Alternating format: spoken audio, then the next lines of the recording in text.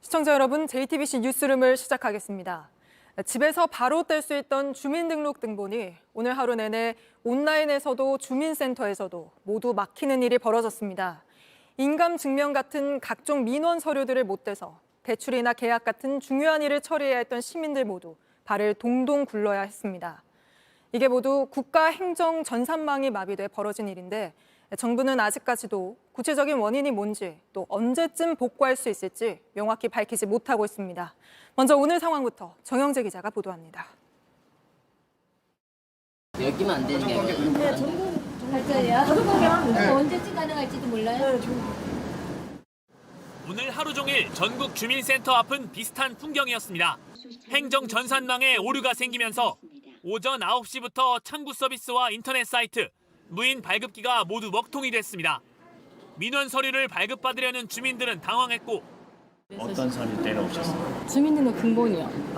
예, 그러니까 이제 금방 오면 뭐 한 5분이면 뛸 수 있는 건데, 예, 그거 안 되니까. 공무원들도 정확한 원인을 몰라 우왕좌왕했습니다. 저희도 언제 이게 해결될지는 모르더라고요. 여기만 안 되는 거예요? 다른 동도 전국 다. 아, 네. 그래요? 오늘 당장 필요한데? 행정복지센터 안에 민원인이 없을 정도로 한산합니다. 이 한쪽에 있는 무인 발급 기계를 보면 서버 접속이 잘 되지 않는다면서 작동을 멈췄습니다. 행정안전부는 내부 전산망에 들어가는 인증 시스템에 오류가 생기면서 서류 발급 전체에 문제가 생겼다고 했습니다. 주민센터가 문을 닫는 오후 6시가 되도록 오류는 완전히 바로잡지 못했습니다.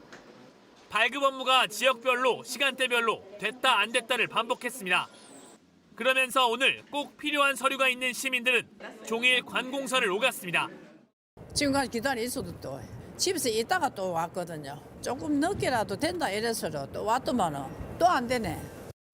민원 서류가 필요한 시민들은 다음 주 월요일까지 기다려야 하고 구체적인 원인은 아직 조사 중입니다. JTBC 정영재입니다. 지난해 카카오가 먹통됐을 때 정부는 문제점을 지적하며 이번 사태를 교훈 삼겠다고까지 했는데 정작 정부 시스템이 마비된 오늘 정부는 구체적인 원인에 대해서도 또 복구 시점에 대해서도 제대로 답변하지 못하고 있습니다. 이어서 조소희 기자가 보도합니다. 행정 전산망에 문제가 생겼다는 게 처음 확인된 건 오늘 오전 8시 40분입니다. 오전 9시 행안부는 문제가 해결되지 않자 전국 지자체에 원인 조치 중이라고 공지했습니다. 오전 10시 전산망 네트워크 장비를 교체했습니다. 하지만 문제가 해결되지 않았고 사실상 하루 종일 행정 서비스는 중단됐습니다. 주말을 앞둔 금요일 갑작스러운 먹통 사태에 은행, 세무, 부동산 업무는 줄줄이 밀렸습니다. 상속을 하려고 지금 서울에서 내려오고 저 경기도에서 내려오고 이렇게 다 모여가지고 인감증명 때를 갔는데 안 돼 버리잖아요. 행정안전부는 해킹은 아니라고 했습니다. 그러면서 국가인증 데이터를 관리하는 국가정보자원관리원 대전센터에서 보안 프로그램을 설치하다 오류가 생겼다고 밝혔습니다. 하지만 어느 지점에서 왜 오류가 생겼는지 구체적인 원인은 파악하지 못했습니다. 언제 복구가 가능할지도 명확히 밝히지 못했습니다. 디지털 플랫폼 정보를 한다고 사실은 엄청나게 많은 노력을 지금 기울이고 있는 상황인데 가장 기본은 망이나 네트워크 장비의 안정성을 오류가 없도록 계속 체크하고 전산에 오류가 생기면 동일한 백업 전산망이 작동해야 하지만 그런 조치도 없었습니다. 행안부는 오후 늦게 오늘 발급 못한 서류는 나중에 발급받아도 오늘자로 보겠다는 방안을 내놨습니다. JTBC 조소입니다. 에이펙 정상회담에 참석 중인 윤석열 대통령이 시진핑 중국 국가주석을 만나 1분 남짓의 짧은 만남을 가졌습니다. 한중 정상회담이 정식으로 열릴 가능성은 장담할 수 없는 상황인데 앞서 기시다 후미오 일본 총리와 만나서는 훈훈한 분위기를 연출하기도 했습니다. 배양진 기자입니다. 윤석열 대통령이 시진핑 중국 국가주석에게 다가가 악수를 건넵니다. 1년 전 인도네시아 발리에서 열린 G20 회의 때 회담한 이후 첫 만남입니다. 윤 대통령이 항저우 아시안게임 때 중국을 찾은 한덕수 총리를 언급하며 환대해줘 고맙다고 말하자 시 주석은 멋진 회담을 했다고 답한 걸로 알려졌습니다. 또 이번 에이펙 정상회의를 계기로 좋은 성과를 거두길 바란다는 윤 대통령의 말엔 좋은 성과를 확신한다며 한중이 함께 협력해 가길 희망한다고 답한 걸로 전해졌습니다. 대화를 나눈 시간은 1분 남짓이었고 북핵 등 구체적인 현안에 대한 언급은 없었습니다. 미중, 중일 정상회담이 잇따라 열린 가운데 대통령실은 한중 회담을 논의하고 있지만 일정상 장담하긴 어렵다고 했습니다. 윤 대통령은 또 조 바이든 미 대통령, 기시다 후미오 일본 총리와도 따로 만났습니다. 지난 8월 캠프 데이비드 회의 이후 처음 모여 한미일 공조를 단단히 한 겁니다. 앞서 기시다 총리와 올 들어 7번째 정상회담을 열었습니다.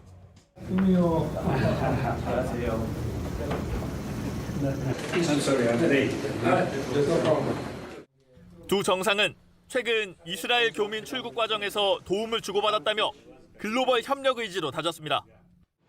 윤 대통령은 방미 일정 마지막 날인 내일도 기시다 총리와 함께 미 스탠퍼드 대학교를 찾아 한미일 첨단 기술 협력을 논의합니다. 샌프란시스코에서 JTBC 배양진입니다.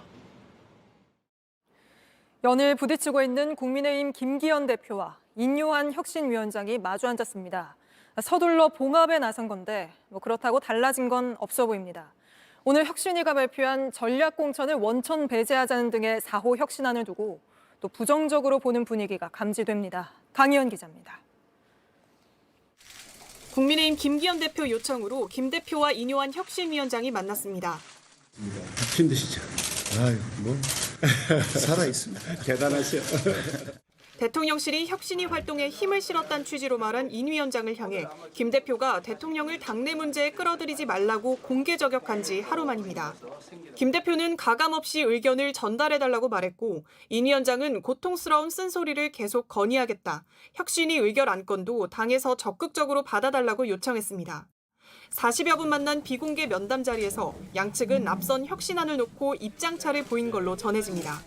이런 입장차는 혁신위가 오늘 발표한 4호 혁신안을 놓고도 재차 불거졌습니다.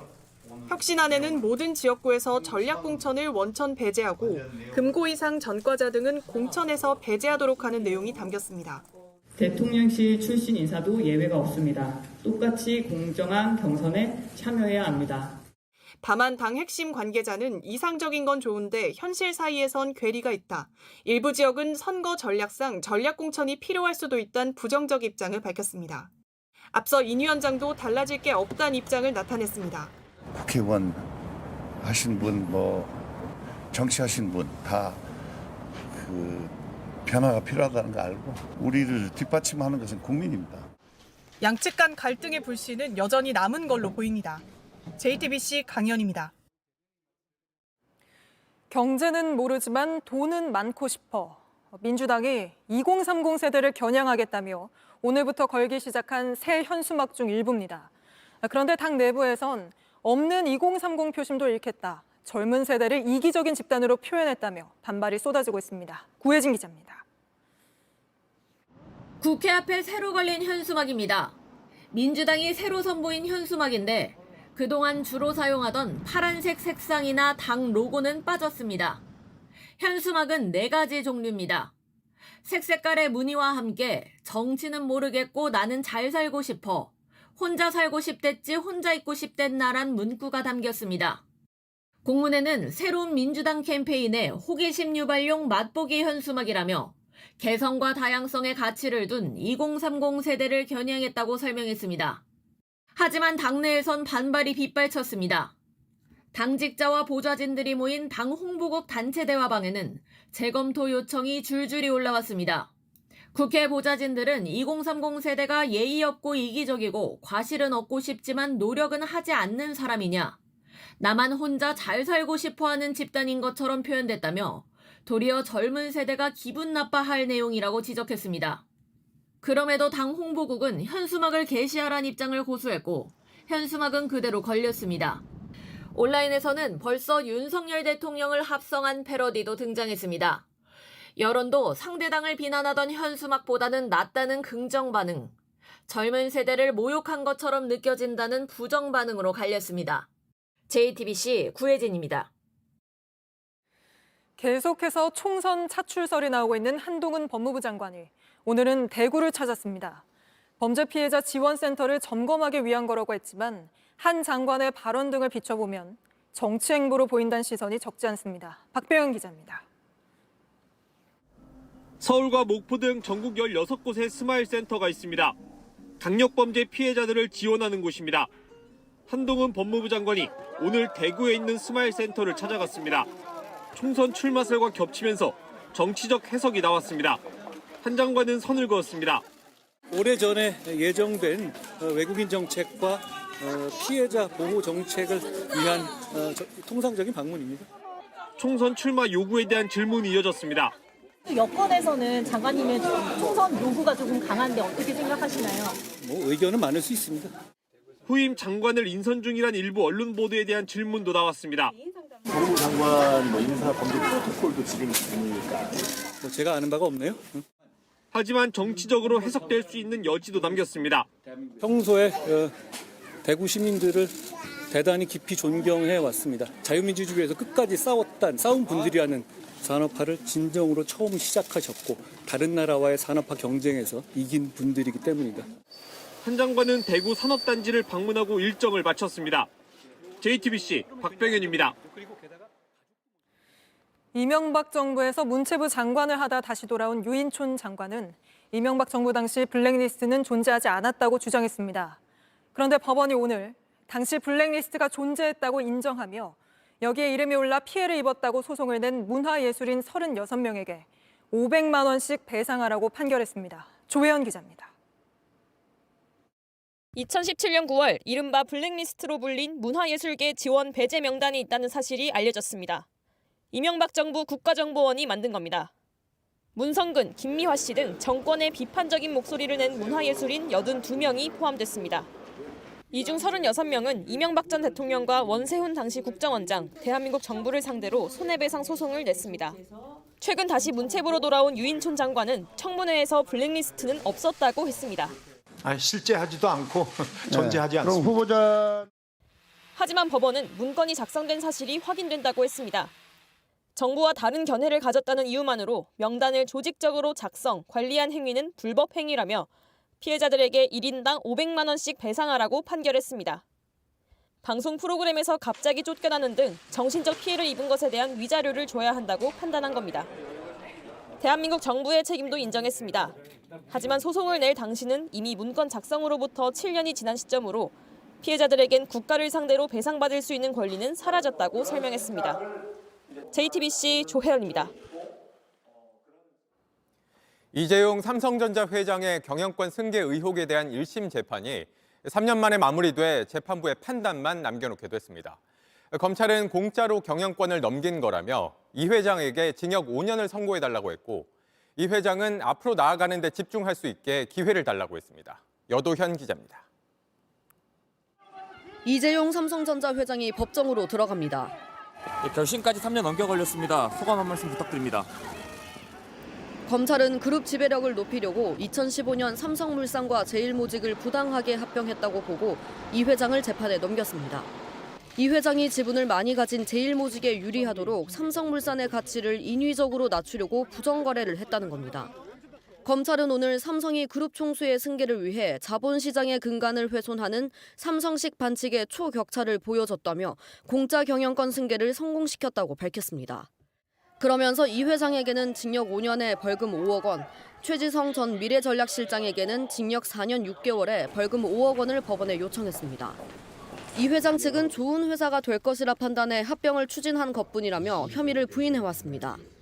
이 회장은 오늘 법정에서도 10분가량 직접 합병 과정에서 개인의 이익을 염두에 둔 적이 없다고 강조했습니다. 또한 자신의 역량을 온전히 앞으로 나아가는 데만 집중하게 기회를 달라고 부탁했습니다. JTBC 여도현입니다. 카카오의 김범수 창업자가 검찰 수사를 받게 된 데 이어 계열사 카카오페이도 가맹점 모집 과정에서 불법 지원금을 받은 혐의로 검찰에 넘겨졌습니다. 이렇게 사법 리스크가 커지면서 카카오페이의 해외 진출 계획도 제동이 걸렸습니다. 공다솜 기자입니다. 미국 뉴욕 현지증권사 시버트가 최근 공시한 내용입니다. 한국 당국이 카카오페이와 모회사 카카오의 조치를 취하는 등 중대한 악영향이 발생했다고 지적합니다. 카카오페이와의 지분 인수 계약을 재검토하겠다는 취지입니다. 카카오페이는 올 초부터 해외 핀테크 시장을 공략하기 위해 이 회사 지분 매입을 추진해왔습니다. 지난 5월 지분 20%가량을 한 차례 매입한 뒤 내년 중 2차 거래를 마칠 예정이었지만 사실상 무산 위기에 처한 겁니다. 김범수 창업자를 비롯한 카카오 경영진이 주가 조작 혐의로 검찰 수사를 받고 있는 데다 카카오페이 역시 오프라인 확대 과정에서 대가를 받은 혐의로 수사선상에 오른 게 발목을 잡은 겁니다. 어떤 금융 감독 차원에서 리스크이기 때문에 카카오페이에 대한 신뢰성도 떨어지는 거고 사법 리스크가 커지니까 카카오가 대주주로 있는 자회사들 영향력을 미칠 수 있다. 계속되는 적자에다 해외 진출까지 불투명해지며 카카오페이 주가는 고점 대비 5분의 1 토막났습니다. 카카오페이는 공시를 통해 시버트 측 주장에 동의할 수 없다며 거래를 이행하기 위해 내부 검토 중에 있다고 밝혔습니다. JTBC 공다솜입니다. 다음 이슈 전해드립니다. 개고기 먹는 건 합법일까요, 불법일까요? 어느 쪽이라고 확실히 말씀드리기가 애매합니다. 법적으로 먹을 수 있는 가축이 아니라서 개고기 파는 걸 합법이라 볼 수 없는데 그렇다고 개고기 금지하는 법이 있는 것도 아니라 불법도 아닌 상황인 겁니다.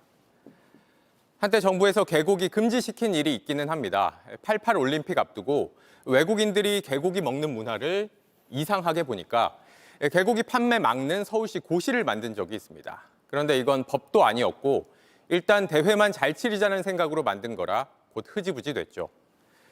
그런데 이번엔 정말 금지될 가능성이 커지고 있습니다.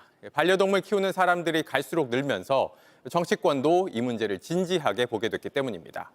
싸우기만 하던 여당과 야당 모두 개고기 금지법 만들자는데 한 목소리를 내면서 급물살을 타고 있습니다. 노진호 기자가 전해드립니다. 정부와 국민의힘이 동물보호단체와 함께 당정 협의를 열고 개식용 종식을 위한 특별법 제정을 올해 안에 추진하기로 했습니다.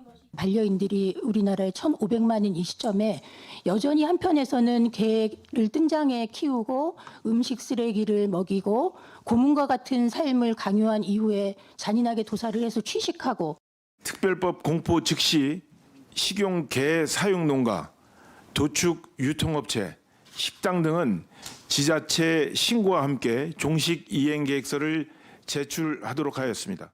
특별법이 제정되면 개 사육에서부터 도살과 유통, 판매가 모두 금지됩니다. 다만 폐업 기간 등을 고려해서 3년 뒤인 2027년부터 단속에 나선다는 계획입니다. 정부는 전국 개 사육 농가 1,150여 곳 등 전업이나 폐업이 불가피한 농가나 식당 등을 위한 지원 방안도 마련하겠다고 밝혔습니다. 개식용 종식 특별법은 김건희 여사가 꾸준히 필요성을 주장해와 김건희법이란 별칭이 붙기도 했습니다. 당정은 또 반려동물 진료 절차 표준화와 펫보험 활성화 등 동물의료 개선 방안도 발표했습니다. 하지만 개식용 산업 관계자들은 국회 앞에서 기자회견을 열고 특별법 제정을 규탄했습니다. 개고기 먹고 건강을 회복하여 잘 살아가고 있는 국민들이 아주 많이 있습니다. 개고기 먹고 자신의 건강을 지켜나가는 국민들의 기본권을 강탈할 권한은 그 누구에게도 없습니다. 다만 다수당인 민주당도 이미 개식용 금지를 당론으로 채택한 만큼 연내 특별법 제정엔 문제가 없을 것으로 보입니다. JTBC 노진호입니다. 정부가 제품 가격을 유지하는 척하면서 용량을 줄여 원가를 아끼는 이른바 슈링크플레이션을 집중 조사하기로 했습니다. 그러자 이번엔 100%였던 주스 과즙을 80%로 낮추는 식으로 재료 비용을 줄이는 꼼수까지 등장했다고 합니다. 이상화 기자입니다. 최근 추경호 경제부총리까지 나서 정직하지 못한 행위라고 질타한 슈링크플레이션에 대해 정부가 대응책을 내놓기로 했습니다. 이달 말까지 실태를 조사하고 이걸 바탕으로 구체적인 방안을 내놓겠다는 겁니다. 주요 생필품 실태 조사를 진행하는 한편 신고센터도 신설해 관련 사례에 대한 제보를 받도록 하겠습니다. 제품 중량이 줄었을 때 소비자가 알 수 있게 하는 게 핵심이 될 걸로 보입니다. 지금도 단위 가격 표시제가 있지만 소비자가 일일이 숫자를 기억하긴 사실상 불가능합니다. 양이 줄어든 거에 대해서는 이제 따로 표기를 해놓거나 그러지는 않으니까 소비자를 약간 기만하는 형태로 보여지지 않을까. 똑같이 고물가를 겪고 있는 해외에선 아예 중량이 줄어든 제품에 스티커를 붙여 표시하거나 소비자 공시 의무화 법안을 만든 사례도 있습니다. 예를 들면 슈링크플레이션을 할 경우에는 일정 기간 동안 몇 g에서 몇 g으로 줄었는지 표시하게끔. 하지만 원재료 값이 계속 오르는 상황에서 풍선 효과는 이어질 걸로 보입니다. 실제 오렌지 원액 가격이 오르자 주스 과즙의 함량을 80%로 내리는 등 제품의 핵심 재료 비중을 줄이거나 바꾸는 사례도 늘고 있습니다. 가격은 같아도 제품 질을 떨어뜨리는 스킨플레이션입니다. 최근 기후변화로 올리브 값이 치솟자 한 식품업체가 올리브유 100%에서 해바라기유를 섞은 것도 마찬가지입니다. 업계는 어쩔 수 없다는 입장인데 고물가가 진정되기 전까진 이런 눈치 싸움은 계속될 전망입니다. JTBC 이상화입니다. 이번 수능 킬러 문항이 없었다고 하지만 국영수 모두 어려웠던 불수능이었다는 평가가 많습니다. 특히 수학 22번 문제는 정답률이 1%에 그칠 걸로 예상돼 이 정도면 킬러 문항이다, 아니다 논란이 벌어졌습니다. 조보경 기자입니다. 수능 다음 날 열린 입시 설명회입니다. 학생과 학부모들로 발 디딜 틈이 없습니다. 강당에 모인 1000여 명은 대학 모집 일정과 합격 점수 등을 꼼꼼히 받아 적었습니다. 정부는 이른바 킬러 문항 없이 변별력을 확보했다고 했지만 예상보다 어려웠던 수능에 대입 전략 셈법이 복잡해진 겁니다. 수험생들이 특히 어렵다고 꼽은 문제는 수학 22번입니다. 그래프의 개형을 추론하고 이를 바탕으로 함수식도 구해야 합니다. EBS 집계 결과 예상 정답률은 1.5%에 불과했습니다. 온라인 커뮤니티에서는 이게 킬러가 아니면 어떤 문제가 킬러냐는 반응까지 나왔습니다. 정말 어렵더라고요. 진짜 최상위권인 친구들도 몇 명 있는데 그 친구들도 22번을 풀었던 친구는 없었어요. 정부는 문제가 어려워도 공교육에서 배운 걸 바탕으로 풀 수 있으면 킬러 문항이 아니라는 입장입니다. 일반 수험생이나 학부형들은 최고 난도의 문제니까 킬러 문항으로 얘기하는 거고 그런데 개념상의 괴리가 있는 거죠. 수험생들 사이에선 전반적으로 불수능이란 평가가 많았습니다. 이런 탓에 주요 대학의 정시 합격선은 지난해보다 하락할 걸로 보입니다. 최상위권 학생들의 경쟁은 더 치열해질 걸로 전망됩니다. 소신 지원을 할 개연성이 상당히 높아요. 의학학 계열이나 아니면은 최상위권 대학의 최상위권 학과들에서 아마 경쟁이 좀 치열해질 거라고 예상해요. 정부가 2025년도 의대 정원을 늘리기로 예고하면서 재수를 염두하고 소신 지원할 가능성이 있다는 겁니다. JTBC 조보경입니다. 오늘 전국 곳곳에 예년보다 빨리 첫눈이 내렸습니다. 제주 한라산에는 20cm가 넘는 많은 눈이 쏟아지면서 탐방로가 통제되기도 했습니다. 내일은 전국의 아침 기온이 영하로 내려간다고 하니 추위 또 빙판길 대비하셔야겠습니다. 이예원 기자입니다. 고사리 손으로 동글동글 눈을 뭉쳐 큰 눈사람을 만들어 봅니다. 온통 하얗게 뒤덮인 들판에서 아빠와 신나게 눈싸움도 합니다. 올해 처음 눈 봐서 기분도 좋고 눈사람 만들어서 엄청 좋아요. 오늘 제주 한라산에는 하루 만에 20cm 넘는 눈이 쌓였습니다. 기상청은 내일 아침까지 많게는 10cm가량 더 눈이 내릴 것으로 보고 제주 산지에 대설 경보를 내렸습니다. 이 때문에 탐방로는 전면 통제됐습니다. 또 영하 40도 한기를 가진 공기층이 남하하면서 내륙 일부에선 우박이 쏟아지기도 했습니다. 서울에도 1cm 안팎의 첫 눈이 내렸습니다. 이렇게 쌀락눈처럼 눈발처럼 날리는 눈일 줄은 몰랐어요. 맞고도 긴가민가했습니다. 서울 첫눈은 작년보다 12일, 평년보다 3일 빨랐습니다. 인천과 경기도 수원에서 내린 첫눈도 보름 안팎으로 빨랐습니다. 눈은 대부분 오늘 밤 그치지만 충청과 전북 일부 지역은 내일까지 많게는 10cm 이상 눈이 내릴 걸로 예보됐습니다. 내일은 전국 대부분이 오늘보다 춥겠습니다. 8일 아침 전국 대부분 지역의 기온이 영하권에 들며 빙판길이 나타나는 곳이 많겠으니 아침 서울의 최저 기온은 영하 4도로 올 가을 들어 가장 낮겠습니다. JTBC 이혜원입니다. 서울과 경기, 인천, 최근 메가시티 이슈를 두고 입장차를 보이고 있죠. 대중교통비 절감 혜택을 주는 방법을 놓고도 각각 다른 제도를 추진 중이었는데 일단 서울과 인천은 무제한 교통카드를 같이 쓰기로 했습니다. 지하철 9호선과 공항철도 연결도 추진합니다. 신진 기자입니다. 오세훈 서울시장과 유정북 인천시장이 협약서에 서명을 합니다. 교통 분야에서 서로 한 가지씩 주고받았습니다. 먼저 서울은 오세훈표 무제한 교통카드에 대한 협력을 얻어냈습니다. 내년 1월부터 서울 시내 대중교통과 따릉이를 무제한 탈 수 있는 월 6만 5천 원 기후동행 카드를 도입하기로 했는데 한계가 있었습니다.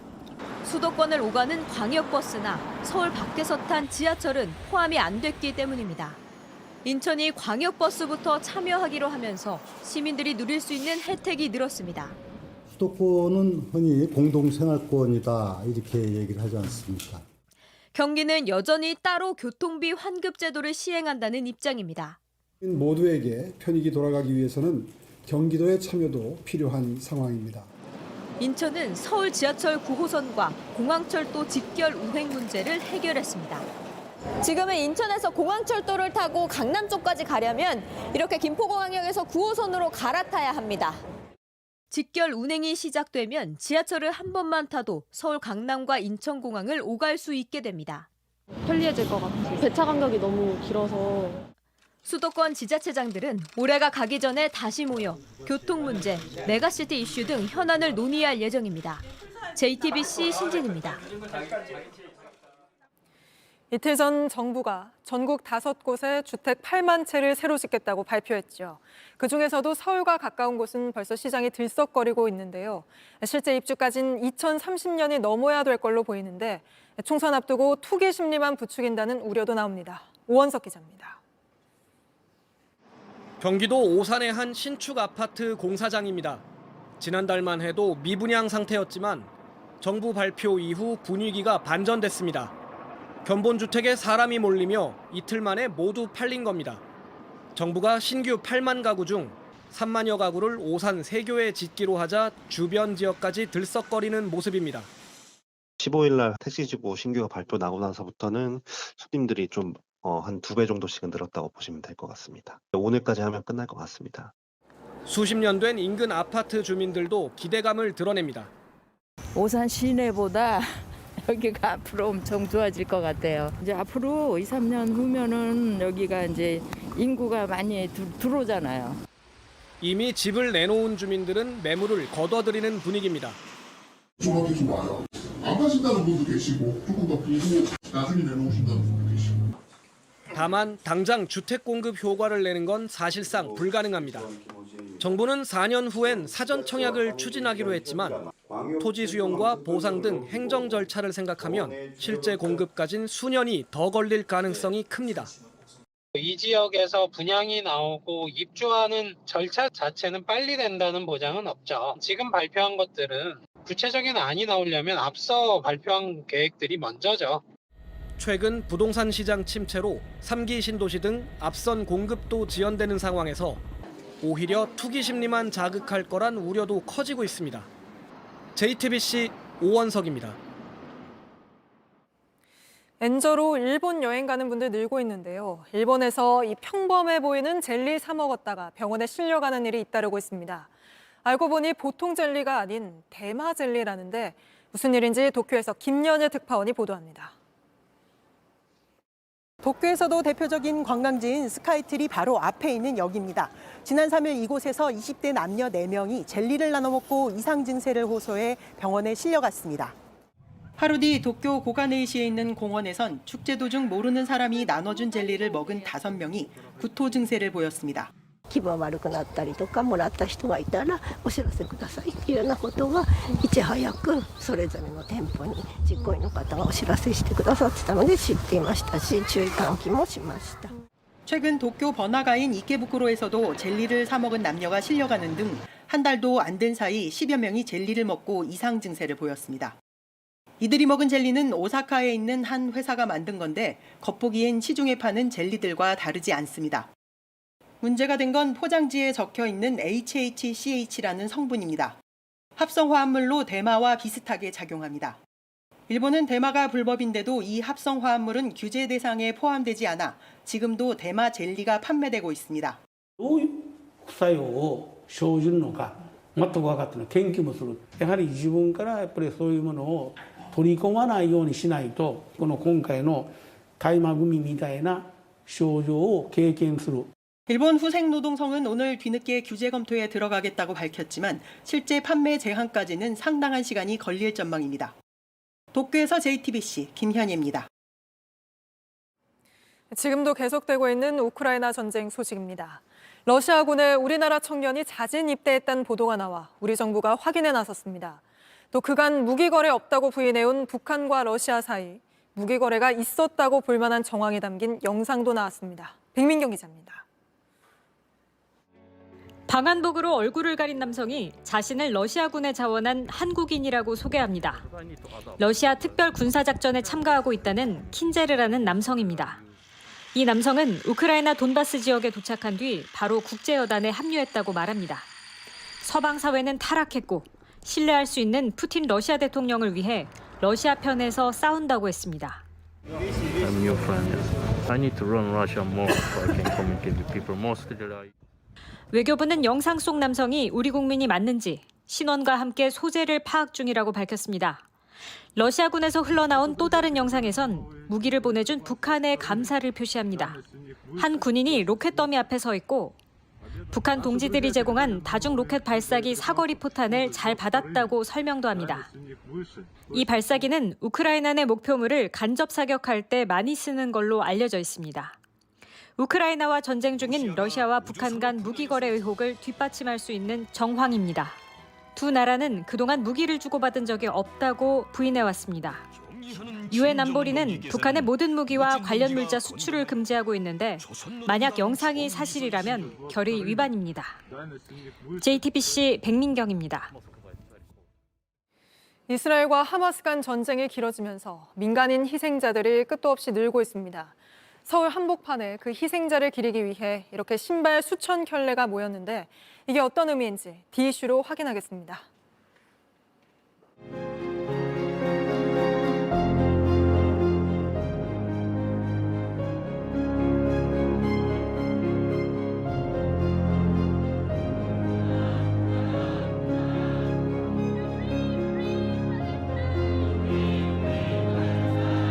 이 신발 시위를 통해서 이스라엘 정부가 즉각 휴전에 응할 것, 학살을 중단할 것을 강력히 촉구하고자 합니다.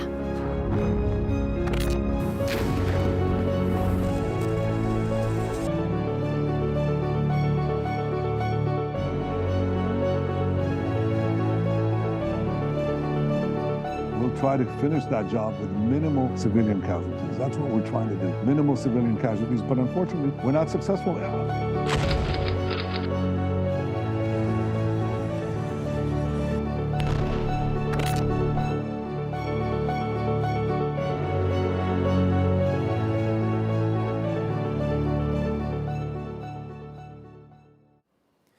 서울의 한 고등학교 교장이 어젯밤 수능이 끝난 뒤 회식 자리에서 같은 학교 교사를 강제추행한 혐의로 경찰 조사를 받고 있습니다.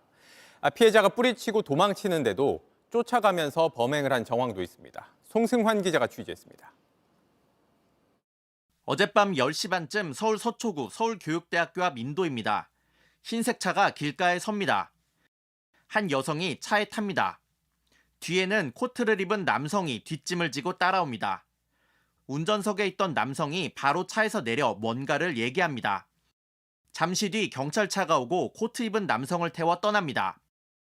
코트를 입은 사람은 서울 서초구의 한 고등학교 교장입니다. 어젯밤 수능이 끝나고 회식을 마친 뒤 길거리에서 같은 학교 교사를 성추행한 혐의를 받고 있습니다. 차에서 기다리던 남편이 이걸 보고 내려 경찰에 신고했습니다. 경찰은 CCTV와 목격자 진술을 통해 교장이 강제로 신체 접촉을 한 사실을 확인했습니다. 피해자가 뿌리치고 피하는데도 따라가면서 범행을 시도한 정황도 나왔습니다. 경찰은 교장을 현행범으로 붙잡아 조사했습니다. 교장은 혐의를 부인했고 조사를 마치고 풀려나 오늘 출근했습니다. 하지만 사실관계 확인 요청은 거절했습니다. 네, 출근하셨는데요? 하시기 어려우세요? 경찰은 조만간 교장을 다시 불러 조사할 계획입니다. JTBC 송승환입니다. 경기 고양시의 한 아파트에서 지하주차장 기둥이 휘고 부서져 철근이 튀어나오는 사고가 났습니다. 부실 공사 흔적이 드러났는데 30년 동안 매년 안전 점검을 해왔는데도 이걸 발견하지 못했습니다. 이혜선 기자가 취재했습니다. 지하주차장 한쪽 기둥은 금이 가고 휘었습니다. 부서진 기둥 사이 철근이 모두 튀어나왔습니다. 오늘 오전 5시 50분쯤 경기 고양 한 아파트 지하주차장 기둥이 부서졌다는 신고가 접수됐습니다. 방송에 그렇게 나왔어요. 지하주차장에 기둥이 무너졌으니까 차 옮기라고. 지은 지 30년 된 노후 아파트. 주민들은 불안합니다. 불안하죠, 아무래도. 그게 낫던데 뭐 또 차후에 또 생길까 뭐. 기둥이 무너지는 곳의 지상 부분입니다. 지금은 이렇게 혹시 모를 안전사고를 대비해 주차해둔 차를 모두 빼뒀습니다. 지자체와 외부 전문가들이 긴급 점검을 했습니다. 콘크리트로 메워야 할 공간에 벽돌 5장이 발견됐습니다. 벽돌을 넣으면 안 됩니다. 원래 안 되는데 이 시공의 삶에서 이제 콘크리트 양이 좀 부족해가지고 벽돌을 엮고 이래가지고 나가면 기둥에 벽돌이 들어가면서 강도가 낮아졌을 가능성이 있습니다. 콘크리트 덩어리들도 발견됐는데 모두 부실공사 정황입니다. 이런 게 콘크리트가 굳었다는 이야기입니다. 굳은 콘크리트 집어야만 경화된 콘크리트야만 저거하고 접착이 안 되지 않습니까? 해마다 안전점검을 했는데 한 번도 이상 판정이 난 적은 없습니다. 기둥 주변에 파이프 12개를 설치하는 걸로 일단 봉합했고 다른 기둥들은 정밀 점검에 들어갑니다. JTBC 이혜선입니다. 도박에 한 번 빠지면 끊기 힘들다는데 사이버 도박에 빠지는 청소년이 갈수록 늘고 있고 처음 접하는 나이도 초등학교 5, 6학년으로 매년 낮아지고 있습니다. 아이들이 도박에 쓸 돈 구하려 다른 범죄를 저지르기도 한다는 게 더 문제입니다. 박소연 기자가 보도합니다. 도박 중독 치유 프로그램에 참여 중인 A군. 사이버 도박에 손을 댄 건 3년 전인 중학생 때였습니다. 14살 때 반 친구들이 다 도박하길래 이거 좀 할만하겠는데? 최근에는 바카라랑 스포츠 2개를 주로 한 것 같습니다. 또 다른 학생도 불법 도박을 처음 접한 건 중학교 때였습니다. 그 친구들이 사이트를 보내줬어요. 들어가서 하다가 많이 꼴고 따고 막 반복했죠. 청소년들이 도박을 시작하는 나이가 갈수록 어려지고 있습니다. 도박을 처음 접하는 나이는 평균 11.3세, 초등학교 5, 6학년입니다. 2년 전에 비해 1살 더 빨라졌습니다. 청소년 도박 중독 환자도 꾸준히 늘어나고 있습니다. 올해 8월까지 111명으로 6년 전과 비교해 3배 가까이 늘었습니다. 중학교 1학년과 고등학교 1학년 학생 가운데 3만 명 가까이가 사이버 도박 위험군입니다. 더 큰 문제는 불법 도박 자금을 구하기 위해 또다시 범죄에 빠진다는 겁니다. 한두 시간 만에 다 잃었거든요. 멘탈이 확 나가더라고요. 순간. 몇 억 이런 애들 많죠. 꽤나 많죠. 소년원 들어간 애들 몇 명. 불법 고리대금에 금품갈취, 특수협박 등 강력범죄로 이어질 우려가 큽니다. 돈을 빌렸다가 그게 안 되면 실제 훔치기도 하고 협박을 하기도 하고 강도를 하기도 하고 그 돈 문제로 인해서 다양한 범죄로 이어질 수밖에 없습니다. 전문가들은 성인 인증 없이도 도박에 손쉽게 접근할 수 있는 환경을 막고 의료기관과 연계 치료를 받을 수 있는 제도적인 장치가 시급하다고 지적합니다. JTBC 박소연입니다.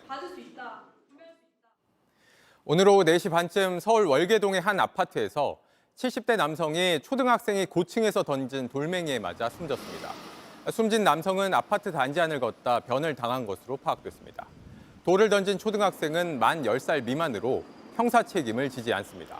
경찰은 해당 초등학생을 상대로 정확한 사건 경위를 조사하고 있습니다.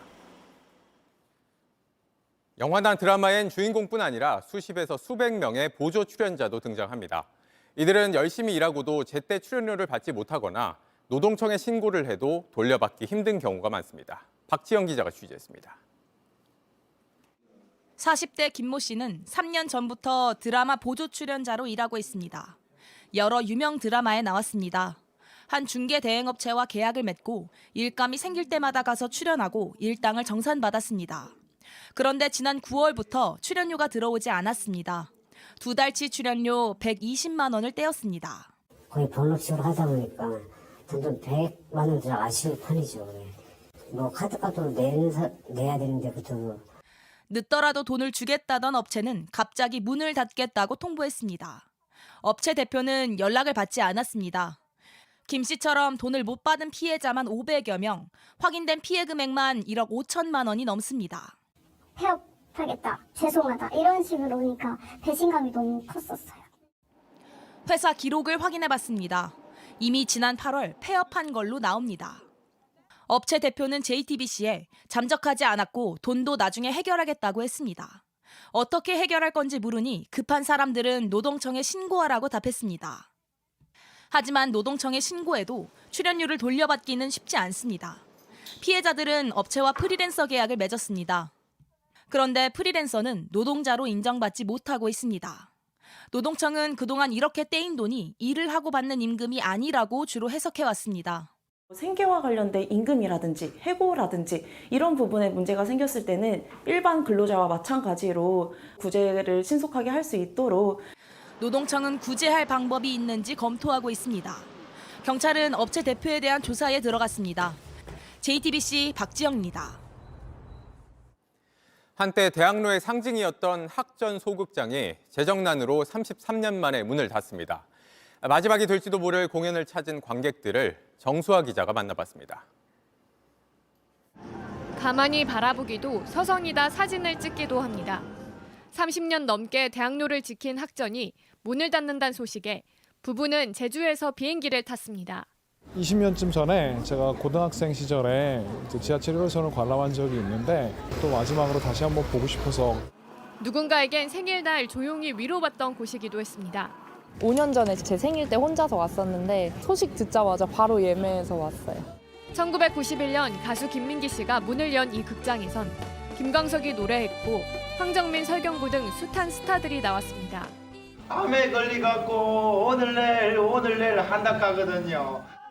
하지만 계속된 재정난에다 김민기 대표의 암투병이 겹치면서 내년 3월 문을 닫기로 했습니다. 극장에선 뮤지컬 지하철 1호선이 마지막으로 달립니다. 90년대 서울의 그늘을 다룬 노래들은 지금도 다르지 않게 들립니다.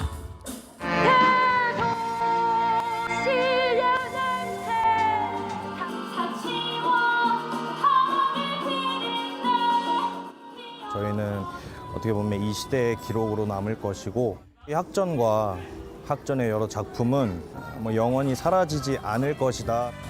학전 출신 배우와 가수들은 내년 봄 마지막 릴레이 콘서트를 준비하고 있습니다. JTBC 정수아입니다.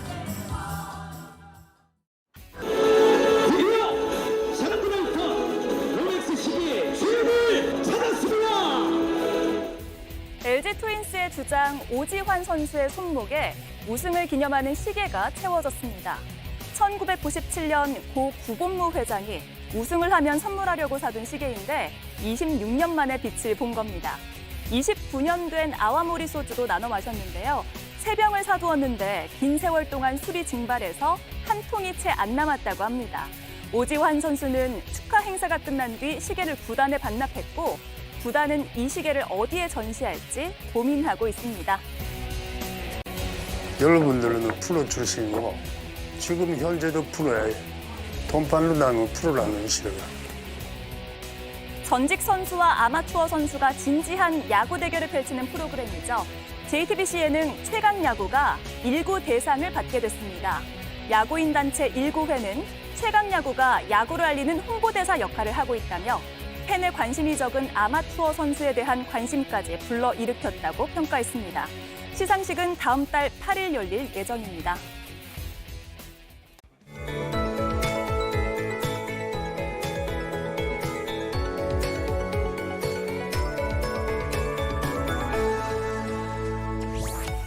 오늘 서울을 비롯한 전국 곳곳에 첫눈이 내렸습니다.